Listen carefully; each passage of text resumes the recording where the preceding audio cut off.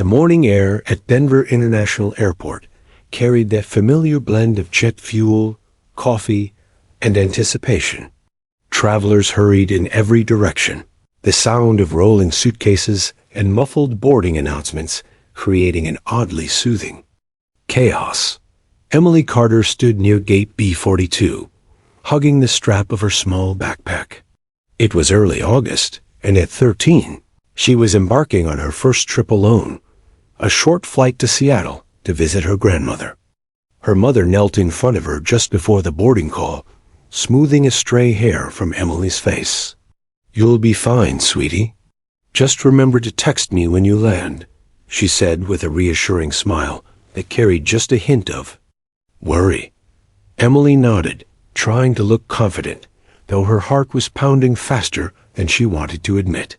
She had flown before, but never without a parent beside her. The boarding process felt surreal. As she walked down the jet bridge, the cool blast of air conditioning met her face, and the faint hum of the aircraft's auxiliary power unit filled her ears. Stepping inside, she was greeted by a flight attendant with perfectly arranged hair, and a voice that sounded like a practiced melody. "Welcome aboard. 17A is just behind the cockpit," the woman said cheerfully. Emily stowed her backpack, settled into her seat, and glanced toward the front. The cockpit door was open, revealing a world of glowing buttons, screens, and switches.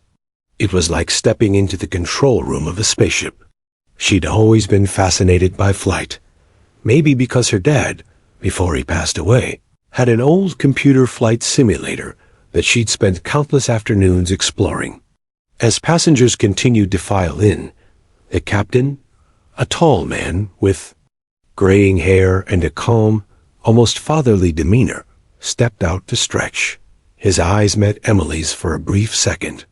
"You look like someone who wants to see the cockpit," he said, a knowing smile on his face. Emily froze for half a second before nodding eagerly. "Come on, then," he said, gesturing for her to follow.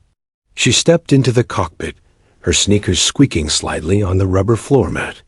The co-pilot, a younger man with quick eyes and a friendly grin, turned in his seat. "Welcome to the flight deck, young lady." Emily's eyes widened as she took it all in. The curved panels filled with illuminated instruments, the throttles, the steering yoke, the faint smell of warm electronics. She'd seen it on a computer screen at home, but here everything was alive. "What does this one do?" she asked, pointing to a display with green lines and moving dots. "That's our radar," the co-pilot explained. "It shows weather ahead, so we know where to fly for a smooth ride." She nodded, trying to memorize everything, though it felt overwhelming. The captain chuckled. "One day you might be sitting here for real." Emily smiled, unsure how to respond, but deep down, something sparked, a strange mix of curiosity and a quiet dream she didn't dare to say out loud. After a few minutes, the captain gently said, "All right, time to let us get this bird ready for flight." Emily thanked them, stepped back into the cabin, and buckled herself in. The safety briefing began, but Emily's mind wandered back to the cockpit. She imagined what it would feel like to actually control the plane, to feel the weight of it through the yoke, the thrum of the engines under her feet. Pushback began, and the gentle rumble of the engines came to life, sending a vibration through the floor. Outside, the tarmac shimmered under the late morning sun. The aircraft taxied smoothly, the rhythmic thump-thump of seams in the taxiway. Passing beneath, Emily leaned back, looking out her window. Rows of other planes stood waiting, their tails painted with colorful logos, all lined up like giant birds about to take flight. The flight attendant passed by, checking seatbelts. "First, time flying alone?" she asked warmly. Emily nodded. "Going to see my grandma." "You'll do great," the attendant said, squeezing her shoulder before moving on. The plane turned toward the runway, and the engines roared to full power. The sudden acceleration pressed Emily into her seat. She watched as the ground blurred. then fell away. The city shrank beneath them, and the mountains in the distance grew more defined, their peaks dusted with late summer snow. As they climbed, the captain's voice came over the intercom. "Ladies and gentlemen, we are on our way to Seattle today, cruising at 30,000 feet. We expect a smooth ride, so sit back and enjoy the flight." The cabin relaxed. Laptops opened. Books appeared, and the gentle clink of beverage carts began somewhere in the back. Emily unzipped her backpack, pulling out a small journal where she liked to sketch landscapes. She began drawing the view from her window, rolling clouds, jagged mountain ranges, and endless blue. Half an hour into the flight, the captain's voice returned, casual and light. "We've got some clear skies ahead, folks. Should be smooth sailing." In the cockpit, however, a subtle series of warning chimes began. Nothing alarming yet, but enough for the pilots to exchange a glance. The co-pilot tapped a gauge and frowned slightly. Emily, of course, couldn't hear or see this from her seat. She was too busy noticing how peaceful everything seemed. She thought about the cockpit visit again, picturing the radar, the throttles, the switches. In her mind, she could almost feel her hands on the controls, just like the simulator. Back home, the hum of the engines and the steady, rhythmic sway of the aircraft made her eyelids feel heavy. She rested her head against the cool window and watched as they sliced through a thin layer of clouds.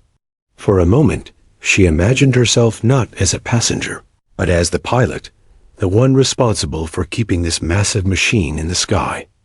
It was just a game in her head, or so she thought. What Emily didn't know was that the peaceful climb into the upper atmosphere was about to end. The warning chimes in the cockpit were about to turn into alarms.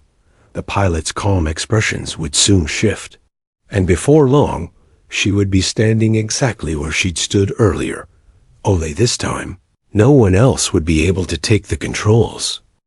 The cabin lights had dimmed slightly, casting a warm golden hue over the rows of passengers. Somewhere behind Emily, a baby giggled. A businessman across the aisle was tapping away at his laptop, earbuds in. It was the kind of calm that made people forget they were flying 30,000 feet above the earth. Emily sipped the apple juice the flight attendant had given her and returned to her sketch. She was halfway through shading the jagged edge of a mountain range when something faint, almost imperceptible, caught her ear, a strange tone over the steady hum of the engines.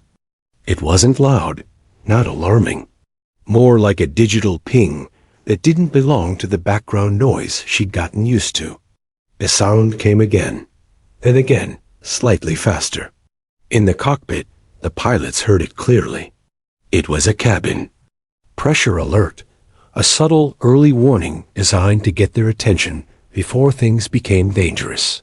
The captain, keeping his voice calm, leaned toward the co-pilot.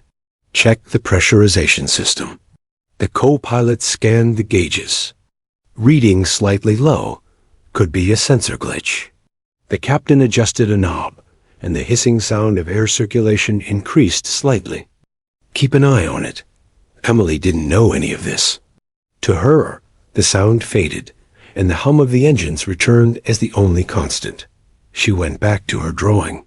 Then, without warning, a loud beep beep beep echoed faintly from the cockpit. The co-pilot's head snapped toward the captain. Cabin altitude climbing rapid. The captain's calm was replaced by urgency. Masks, now. Inside the cabin, the change was instant. Overhead compartments rattled as a jolt of turbulence passed through. Then, with a mechanical clunk, the oxygen masks dropped from the ceiling like yellow fruit on thin plastic vines. Gasps rippled through the passengers. Some screamed. Others froze. Emily blinked, startled, as the mask dangled in front of her face. Her mind went blank for half a second before the memory of safety demonstrations kicked in. She pulled it down, feeling the elastic stretch, and pressed it over her nose and mouth. A cold rush of oxygen hissed into her lungs. Around her, the cabin filled with muffled sounds. The heavy breathing of frightened passengers. The thud of a drink cart rolling as a flight attendant abandoned it mid-aisle. The low rumble of the engines still pushing them forward. In the cockpit, things were moving even faster. The captain's voice was clipped, controlled but tight with urgency. Emergency descent. Set altitude to 10,000. Turn left to heading. But he never finished. As the air thinned, the effects of hypoxia crept in, a dangerous deceptive condition where the brain starves for oxygen without warning. The captain's vision blurred, his thoughts slowed, and before he could adjust further, his head slumped forward, shin hitting his chest. The co-pilot turned toward him, alarm in his eyes, then felt the same creeping haze. His hands slipped from the controls, and a second later, he collapsed sideways in his seat. In the cabin, no one saw it happen. The cockpit door was closed. But the signs were there. The sudden absence of the captain's voice. The silence. From the intercom, the fact that the plane continued on its course, without a word of explanation. The lead flight attendant, a tall woman named Karen, had strapped on her own mask and was moving forward. She knocked sharply on the cockpit door. "Captain, are you okay?" No answer. She knocked again, harder. "Captain." Still nothing. Karen exchanged a quick glance with another crew member, a younger man who looked pale beneath his mask. "We have to check," she said. She pulled out the key from her pocket, one of the few in the crew allowed to open the cockpit in emergencies. Inside, she froze. Both pilots were slumped in their seats, motionless. The hum of electronics filled the space, the controls still glowing, the autopilot quietly holding the plane steady. The oxygen masks in the cockpit dangled unused. For a moment, Karen's brain refused to accept what her eyes were telling her. Then instinct kicked in. She rushed forward, trying to shake the captain awake. Nothing. She grabbed the co-pilot's shoulder, limp. Panic flared in her chest, but she fought it back. Okay, we can." Her voice faltered. The radio crackled. "Flight 287, Salt Lake Center, do you read?" Karen reached for the headset, but hesitated. She wasn't trained to fly. Not even close. She turned, and there, just a few steps behind her in the aisle, was Emily. The girl's eyes were wide. Not with fear, but with the sharp focus of someone who is processing thinking. Karen's voice shook. "Sweetie, you need to go back to your seat." Emily didn't move. She looked at the unconscious pilots, the controls, the glowing screens. Something in her chest tightened, not just fear, but recognition. She stepped forward. I think I can help." Karen blinked. "Help? Honey, I've done flight simulators. A lot. I know some of this." Karen wanted to say no, that it was impossible, that this was no time for games, but the radio crackled again, more urgent now. "Flight 287, Salt Lake Center, do you read?" Emily reached for the headset before Karen could stop her. Her hands shook, but her voice, when it came, was surprisingly steady. "Salt Lake. This is Flight 287. The pilots aren't moving." The pause on the other end was brief, but loaded with disbelief. "Flight 287. Who am I speaking to?" "My name's Emily. I'm 13 years old." Silence again. Then the voice returned, slower now. "Okay, Emily, listen to me very carefully. Are you in the cockpit?" She glanced at Karen, who looked torn between pulling her away and letting her stay. Finally, the flight attendant gave a small nod. "Yes, I'm here," Emily said. "Good. I need you to put on one of the oxygen masks in there right away." Emily did, adjusting the straps until it sealed over her face. Cool air filled her lungs. "Now, look in front of you. Top left panel. Do you see a switch with a blue handle? Her eyes scanned the overhead panel until she spotted it. Yes. Flip it on. That's the emergency oxygen system. Good. Now, stay calm. We're going to work through this one step at a time. Behind her, Karen rested a hand on her shoulder, a silent vote of trust. Emily looked down at the yoke, the same shape she'd seen in her dad's simulator, only heavier. Real. Her fingers curled around it. For the first time in her life, she realized she wasn't just pretending. This wasn't a game. The lives of everyone on this plane, including hers, were now in her hands. The cockpit felt warmer than the cabin, the air heavy with the faint scent of electronics and something metallic, maybe the tang of oxygen. Lights blinked in quiet rhythm. Screens glowed in shades of green, blue, and amber. The autopilot held. The plane steady, but the steady hum did little to calm the storm in Emily's chest. Her hands were trembling so hard, she worried she wouldn't be able to grip the controls. But she didn't back away. Emily, the voice in her headset. Said again, steady but firm. This is Salt Lake Center. You're doing great. We've got you. Now, first things first. Keep breathing slow and deep. A mask will keep you conscious. She nodded instinctively, forgetting for a moment that they couldn't see her. Okay, she said, her voice small but clear. Karen, the lead flight attendant, stayed just behind her. You don't have to do this, she murmured, though her tone carried no conviction, more like she was speaking to convince herself. Emily's eyes flicked to the pilots again. The captain's hand still rested loosely on the armrest, unmoving. The co-pilot's headset was still on, but the mic dangled away from his mouth. She wanted to shake them awake, but deep down she knew it wouldn't work. Not yet. Emily, Salt Lake Center continued, look ahead of you. You see the big wheel in front of the captain's seat? That's the yoke. Don't touch it just yet, but get familiar with where it is. Her eyes locked on it. She knew it, every curve, every notch, from her dad's simulator. But here, it wasn't a plastic game controller. It was connected to a real machine weighing nearly 200,000 pounds. Got it, she whispered. Good. Now, glance at the screen directly in front of you, the one with a small white dot in the middle and a horizon line. Emily found it. Instantly, the dot's a little above the line. That's perfect, the controller said. That means you're climbing slightly. We'll adjust that later. Right now, I need you to confirm something else. Bottom left of the panel, there should be a throttle lever. 2 handles, side by side. See them? Yes. Keep them where they are for now. The radio buzzed with another voice. Calmer, older, maybe a supervisor stepping in. Emily, my name's Mark. I'm going to guide you through this. How much flight simulator have you done?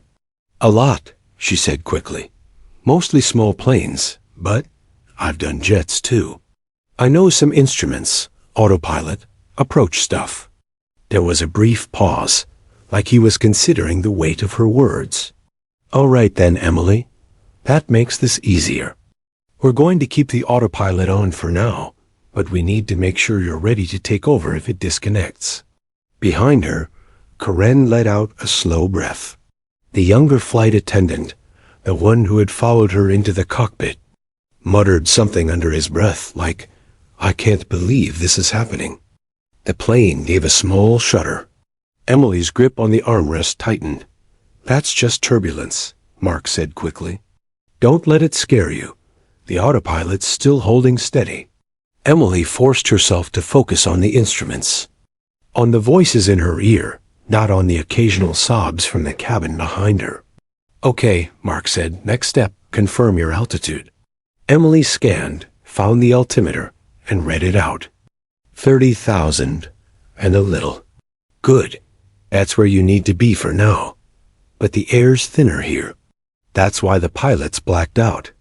We're going to bring you down to 10,000 feet, so you can all breathe easier, but we have to do it slowly and carefully.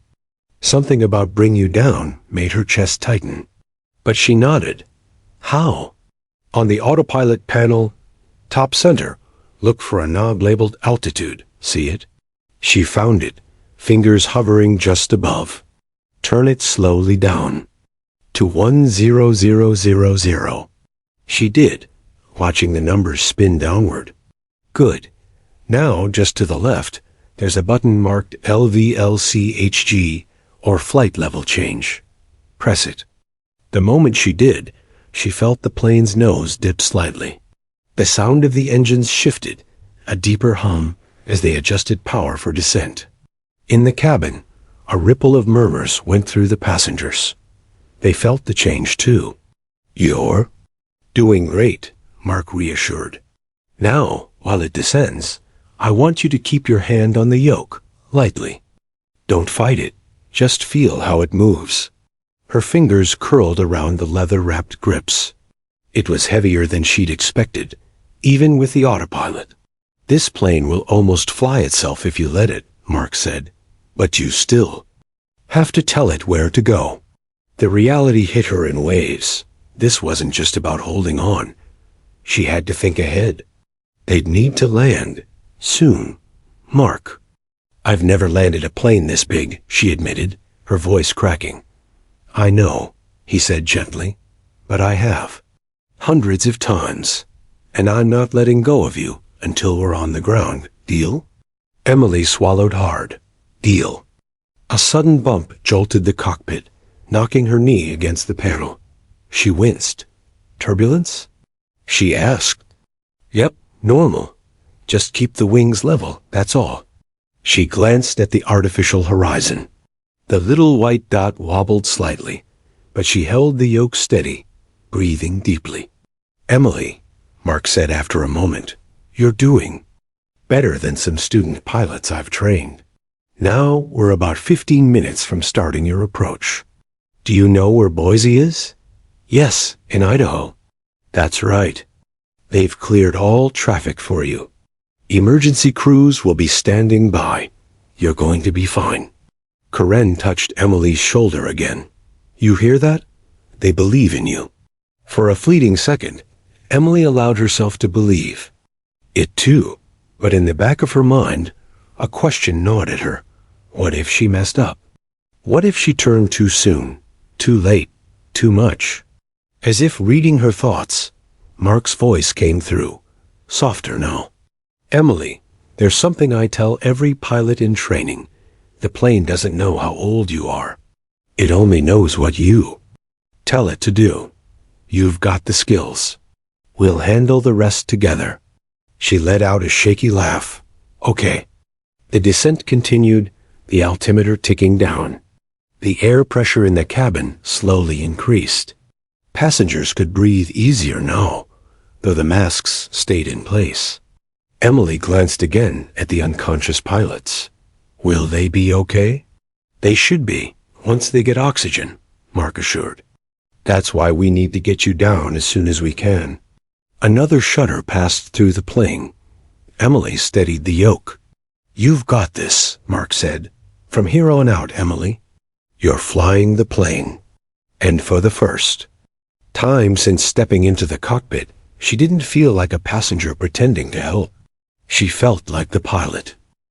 The radio crackled again, a sound that now felt like the only tether keeping Emily from drifting into panic. This is Denver Center. Identify yourself, the calm male voice said. Her small hands tightened on the control yoke, and she swallowed. Hard. My name is Emily Carter, she replied, her voice trembling. I'm 13? The pilots.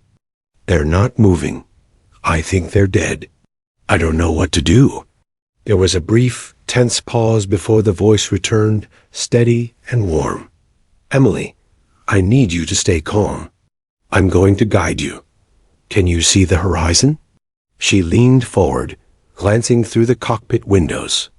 The jagged peaks of the Rockies were smeared with snow, clouds curling around them like steam off boiling water.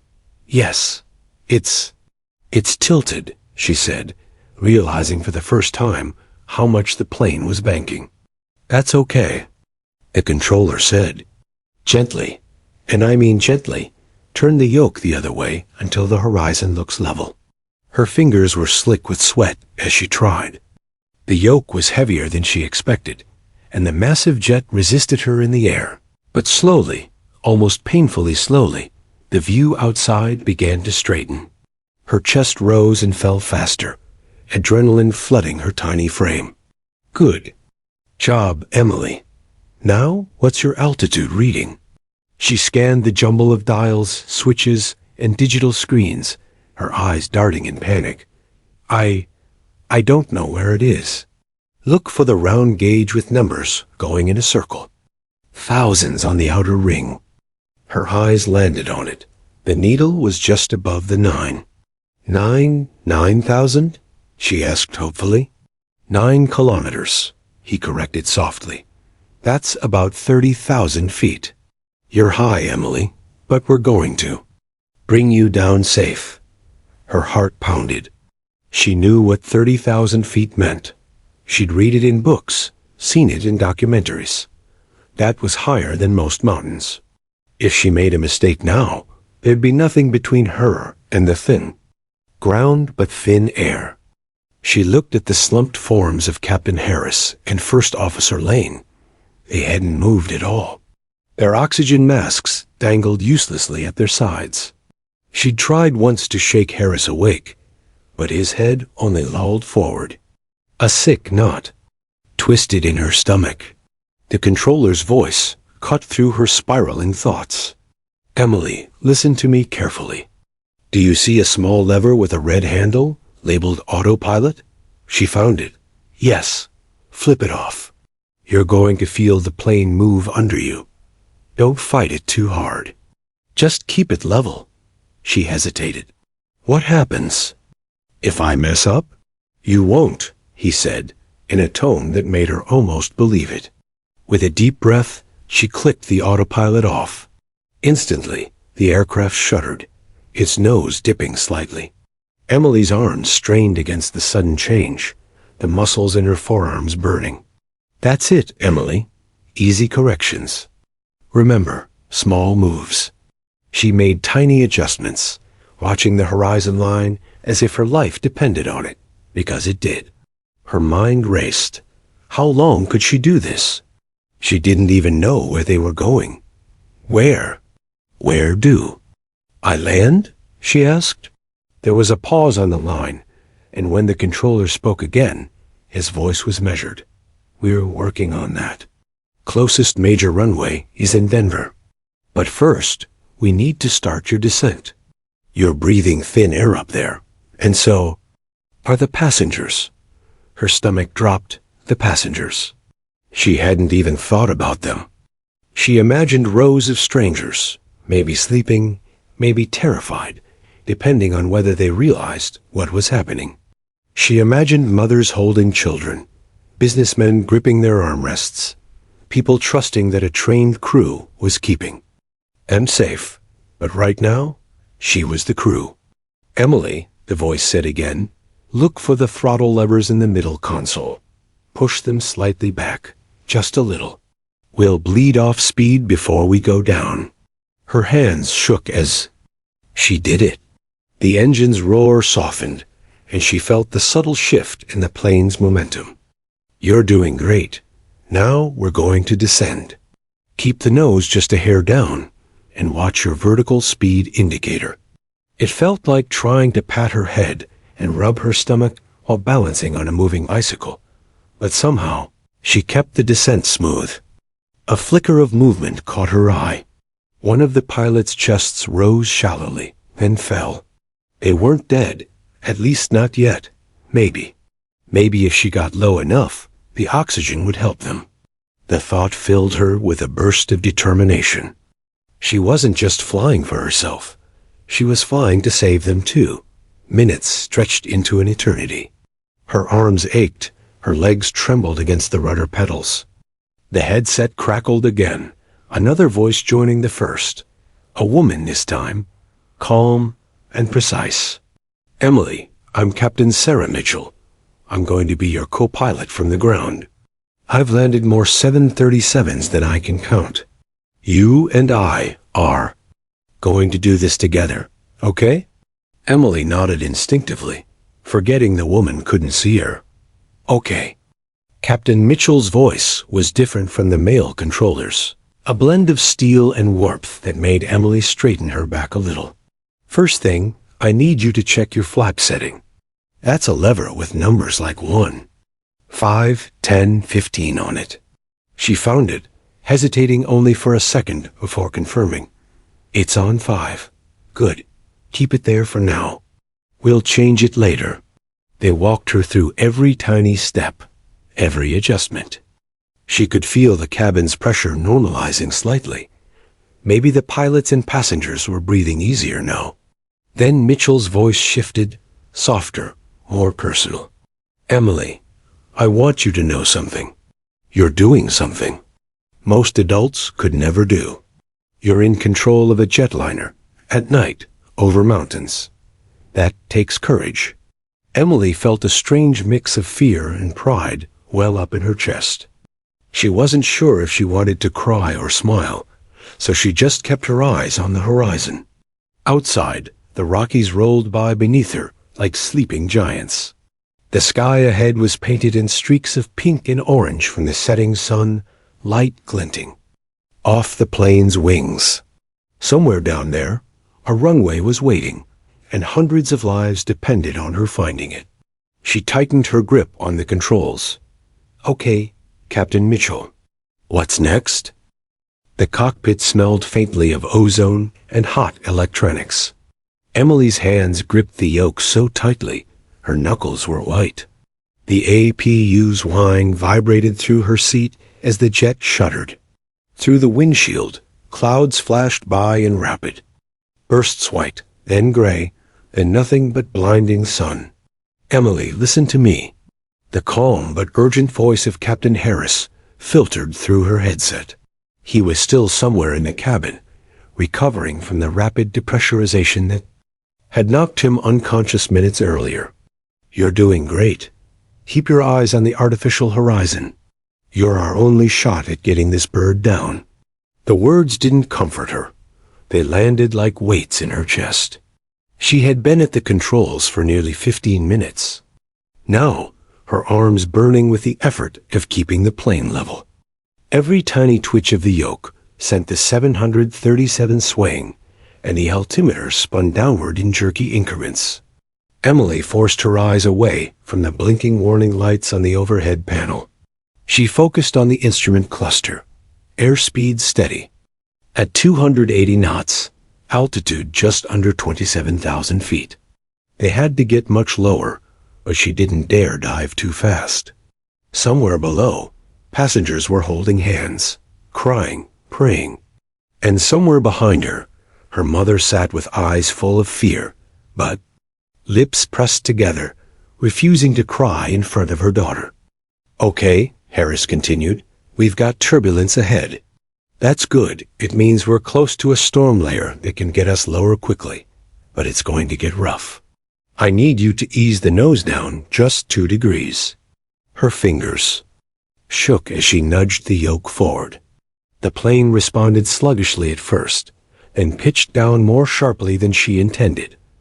The altimeter spun faster now. 26,000, 25,500, 25,000. Her stomach dropped with each descent. Suddenly, a loud clunk rattled the cockpit. Emily's heart leapt. A red light flashed on the annunciator panel. Autopilot. Disconnect. She didn't have time to process what that meant before the plane jerked sideways. The left wing dipped sharply, and her view filled with the endless blue of the sky. Alarms wailed. Somewhere in the cabin, people screamed. I'm losing it, she yelled into the mic. Counter it. Emily, roll. Right? Right. Harris's voice was sharp now, no longer the calm instructor. She turned the yoke with every ounce of strength in her arms. The plane resisted, groaning as air currents slammed into its broad body. The horizon leveled, then tipped again in the other direction. She corrected again, sweat dripping down her forehead. The turbulence hit them hard. The cockpit rattled violently, overhead switches buzzing from the vibration. Emily's headset slipped slightly off her ear. She shoved it back in place, her teeth clamped tight. The plane bucked like it wanted to throw her out of the seat. "Hold it steady," Harris commanded. "You've got this. Don't let it tell you where to go. You tell it where to go." Her breath came in short bursts now. She imagined herself back at her uncle's flight simulator in his garage, back when flying was just a game. Except now, the screen was real. Life, the seatbelts were straining, and the sound of terrified crying in the background was no recording. It punched through a thick layer of cloud, and for a moment, visibility dropped to zero. It was like flying through milk. Only the glowing blue line on the artificial horizon told her the plane was still level. She kept her eyes locked on it, ignoring the instinct to look out the window. Then, a burst of light sunshine again, and a view that made her stomach twist. Far ahead, the horizon wasn't flat. It was jagged, broken by a dark range of mountains jutting through the haze. They were much closer than they should have been. "Harris, those mountains, I see them," he said, his voice low. "We're too far west. You need to bank left, now." Emily twisted the yoke gently, careful not to overcorrect. The big plane obeyed grudgingly, swinging its nose back toward open air. But the winds were fighting her, pushing them back toward the peaks. The altimeter now read 19,000 feet. They were dropping fast. Maybe too fast. "Ease the nose up," Harris ordered. "We need a controlled descent. You don't want to overshoot into the low-level jet stream. It'll tear us apart." Her arms ached as she pulled the yoke back slightly. The plane responded sluggishly, like it was trudging through thick air. The shaking worsened. The intercom crackled, and a woman's voice came through soft, frightened, but trying to sound brave. "Emily, it's Mom. We're all okay back here. Just keep doing what you're doing." Emily bit down hard on her lip. She couldn't answer without her voice cracking, so she said nothing. But the sound of her mother's voice steadied. Her hands. The mountain range slid away to the right, replaced by open sky. The worst of the turbulence faded, though the plane still trembled like it was cold. The altimeter showed 15,000 feet now. "Good job," Harris said. "We're in breathable air. The cabin's stabilizing. You just saved a lot of lives." Emily didn't feel like a hero. Her muscles were screaming, her brain felt wrung out, and she knew the hardest part hadn't even started yet. They still had to land. The storm they had skirted earlier was now sprawling below them, a swirling sheet of dark gray stretching to the horizon. Lightning flashed inside it, illuminating the clouds in eerie, silent pulses. Harris's voice returned, heavier now. "Emily, that's our only path to the nearest airfield. We can't go around it, would burn too much fuel. We have to go through." She swallowed. The idea of flying straight into that churning wall of sky made her chest tighten. But there was no other way. She nodded to herself, adjusted her grip on the yoke, and aimed the nose toward the storm. The first downdraft hit like a giant hand shoving them down. Emily fought the yoke, trying to keep the nose level. The second gust slammed them from the left, and the plane rolled violently. Oxygen masks swung in the aisles behind her. Her teeth chattered from the vibration. Her eyes stung from sweat. But she kept flying. And through it all, the thought kept echoing in her mind. Not fear, not panic, but a simple truth. I can't stop now. The altimeter ticked downward like the steady beat of a war drum. Yet each passing second felt like a century. Mia's knuckles were white on the yoke, her small hands trembling as the Boeing 737's nose dipped ever so slightly. Her heart pounded in her ears, louder than the rushing wind outside. The autopilot had been disengaged 15 minutes ago, at least, she thought it had, when the first signs of the descent began. She'd been flying by instinct, guided by the tinny voice in her headset and the fragmentary lessons from her father. Years ago. Okay, Mia. Listen to me. The air traffic controller's voice cut through, calm but urgent. You're at flight level 300. We need to get you down to 10,000 feet as quickly as possible, but you have to keep her stable. Do not let the nose drop too far. Do you understand? She swallowed hard. I understand. Her right hand darted to the throttle levers, just as she'd seen her father do in flight simulators. She eased them back slightly, feeling the engine spool down with a deep, vibrating hum. The cabin behind her groaned with shifting luggage and the muffled murmurs of frightened passengers. Somewhere back there, a baby cried.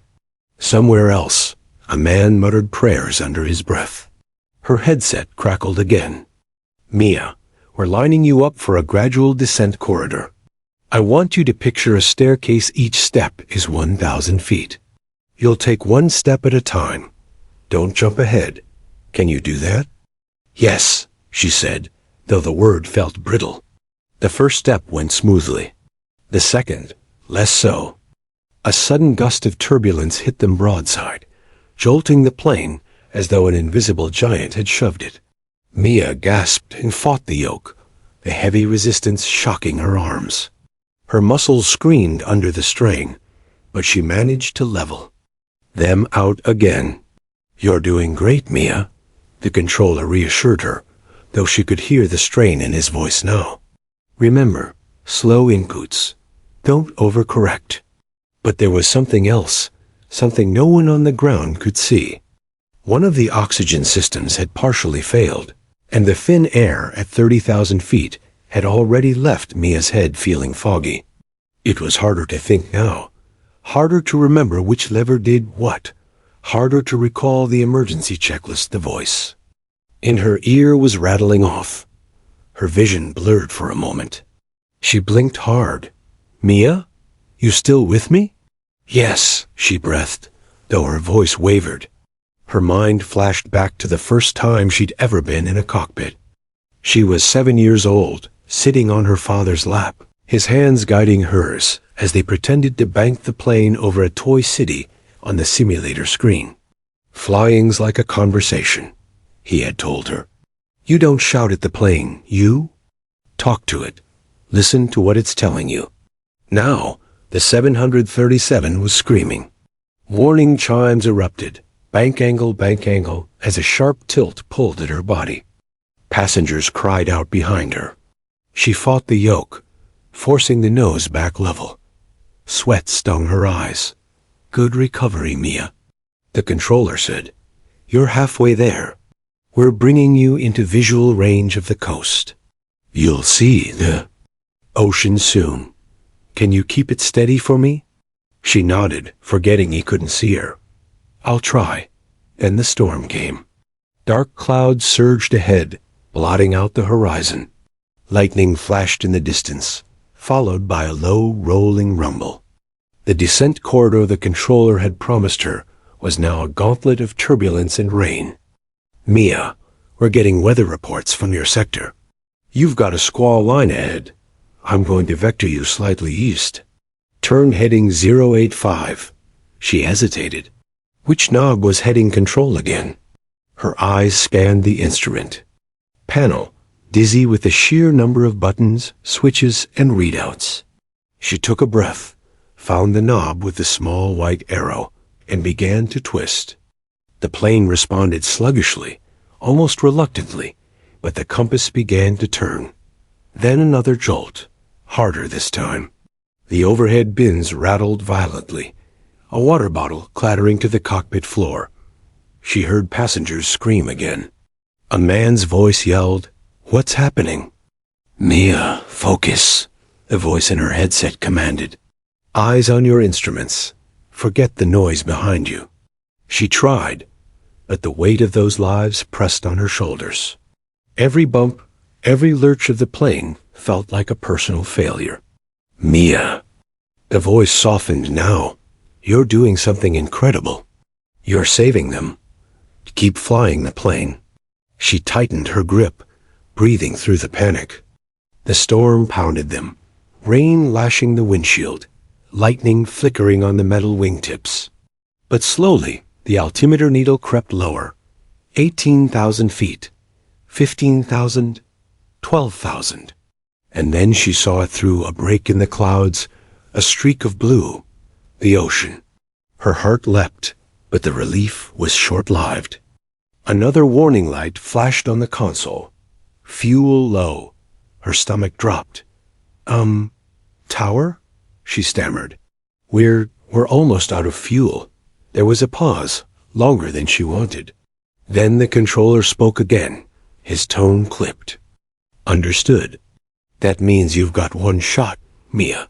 We'll have to bring you in fast. She swallowed hard, staring at the horizon. One shot, one landing. No do-overs. Behind her, hundreds of lives depended on a girl who hadn't even learned to drive. The world outside was a blur of clouds and fading daylight.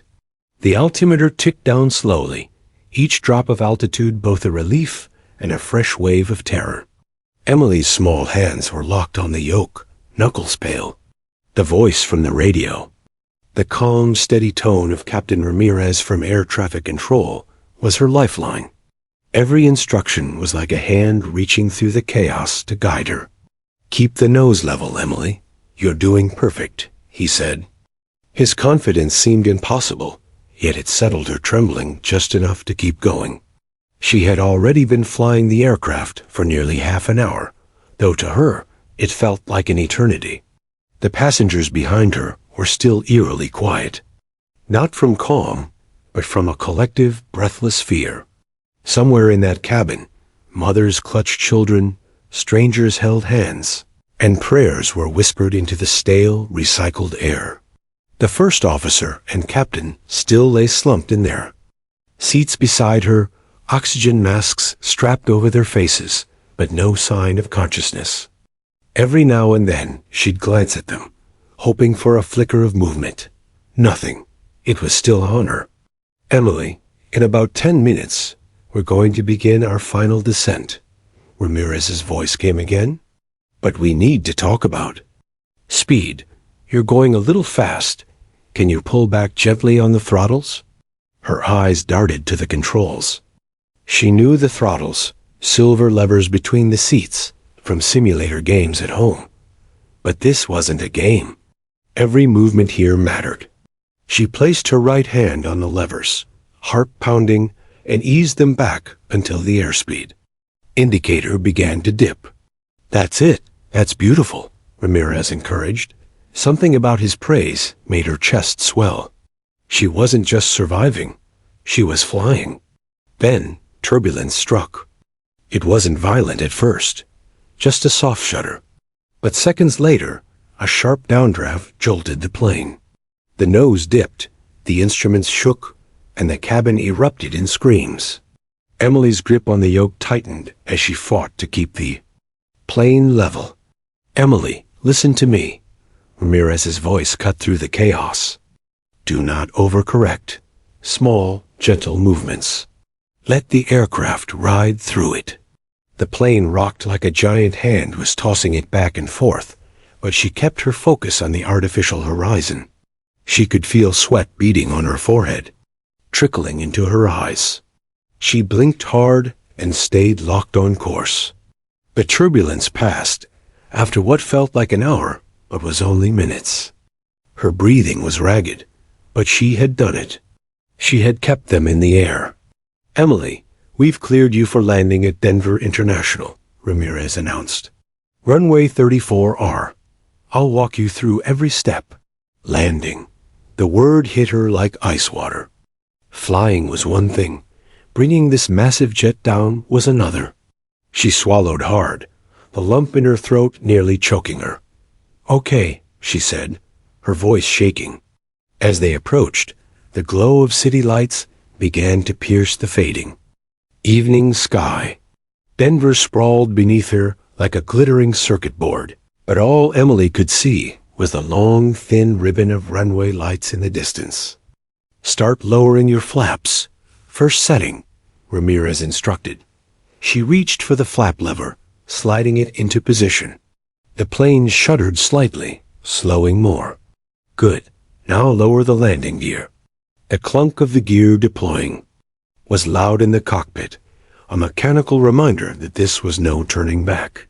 Suddenly, a new voice crackled through the headset. Urgent, male, panicked. "Tower, this is Rescue 1. Strong crosswinds reported at the north end of the runway. Gusts over 30 knots. Emily didn't fully understand the numbers, but she understood the tone. Crosswinds meant danger. "Emily," Ramirez said quickly, "this is going to be a little trickier. We'll need to keep the nose slightly into the wind as you land. I'll guide you." She nodded even though he couldn't see her.